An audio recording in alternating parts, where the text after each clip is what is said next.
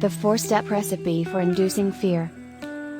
If you've determined that your product or service can genuinely alleviate a real fear-producing problem and is a good candidate for using the fear appeal, in order to make it work, there's a specific, 4-ingredient recipe you must follow.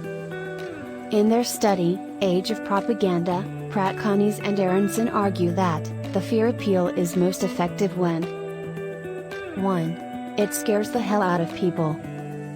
2. It offers a specific recommendation for overcoming the fear-aroused threat. 3. The recommended action is perceived as effective for reducing the threat. 4. The message recipient believes that he or she can perform the recommended action. However, fear is not a magical wand. It's not enough to simply scare someone, say a few nice things about your product, and sit back and wait for an onslaught of orders.